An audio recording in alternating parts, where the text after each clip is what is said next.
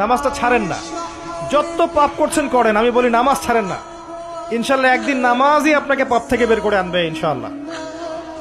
শয়তান আপনাকে হতাশ করতে চাইবে, শয়তান আপনাকে হতাশ করতে চাইবে যে তুই তো গার্লফ্রেন্ডের সাথে কথা বললি, রাতের বেলা পর্ন দেখলি, তুই তো ফ্রি মিক্সিং এ আছিস, তুই মাদক দ্রব্য খাচ্ছিস, তুই কাজে ফাঁকি মারিস, তুই ট্যাক্স আদায় করিস নাই, দুর্নীতি করছিস, তুই আবার নামাজ পড়বি কেন? শয়তান আপনাকে এগুলো বোঝাবে কিন্তু যে নামাজ তো আমার শোভা পায় না, আমি তো অনেক পাপী মানুষ।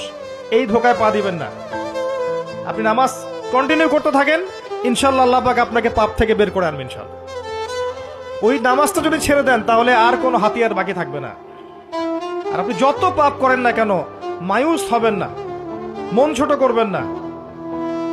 আপনার একটা সেজদা, যে সেজদা আপনি চোখের পানি ঢেলে দিয়েছেন আল্লাহর কাছে, যে আল্লাহ আমার ভুলগুলো তুমি মাফ করে দাও, আমার তওবা তুমি কবুল করো, ইনশাল্লাহ দেখবেন ওই একটা সেজদা যদি কবুল হয়ে যায় আল্লাহ পাক আপনার সব গুনাহ মাফ করে দিবেন ইনশাল্লাহ। হতাশ হবেন না। শয়তান হতাশ করতে চাইবে মানুষকে, শয়তান মানুষকে হতাশ করতে চাইবে।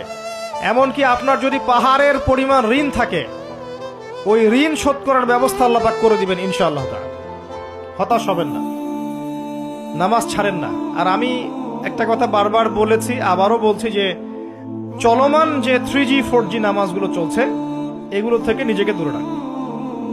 সব এখন ডিজিটাল, নামাজও ডিজিটাল। দেখা যায় যে 5 মিনিটের মধ্যে 4 রাকাত নামাজ শেষ মাশাআল্লাহ। ইমাম সাহেব যদি 10 মিনিট পড়ায় দেয় তাহলে তো তার চাকরি নট। বোঝেন না? এত তারা, আমার সময় নাই, আমরা ব্যস্ত মানুষ, এত সময় লাগে নামাজ পড়তে? ইমাম সাহেবকে বলছে,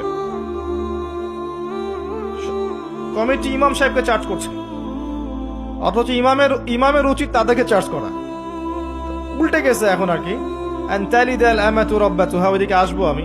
দাসী তার মনিবকে জন্ম দিবে, মানে সমাজের ন্যায় অন্যায় ভালো মন্দ হক বাতিলের মানদণ্ড উল্টে যাবে। দাসী কখনো মনিবকে জন্ম দেয়?